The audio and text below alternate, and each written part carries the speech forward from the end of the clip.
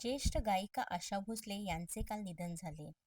त्यांच्या निधनाने त्यांच्या जगभरातील चाहत्यांना धक्का बसला आहे. आशा भोसले यांनी एकाहून एक सरस गाणी आपल्या रसिकांना दिली. आशा भोसले यांनी 11,000हून अधिक गाणी गायली असून त्या 93 वर्षाच्या होत्या. त्या 93 वर्षाच्या असल्या तरी प्रचंड ठणठणीत होत्या. त्यांचा उत्साह नेहमीच आपल्याला प्रत्येक कार्यक्रमात पाहायला मिळत होता. काही दिवसांपूर्वी त्यांनी क्रिकेटर सचिन तेंडुलकरच्या मुलाच्या लग्नाला देखील हजेरी लावली होती. या लग्नाच्या वेळी त्यांनी फोटोग्राफर्सना पोजेस देखील दिल्या होत्या. एवढंच नव्हे तर काही दिवसांपूर्वी त्यांनी कर्ली टेल्सला मुलाखत दिली होती. या मुलाखतीदरम्यान त्यांनी जेवण देखील बनवून दाखवलं होतं.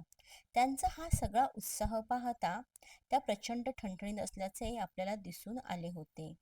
पण त्यांच्या निधनाने त्यांना काय झालं होतं असा प्रश्न त्यांच्या चाहत्यांना पडला आहे.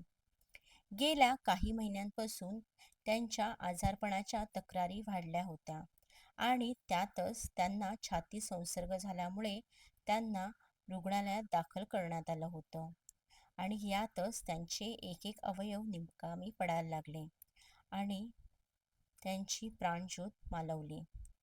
आशा भोसले यांनी आपल्याला दिलेली गाणी ही अजरामर असणार आहेत.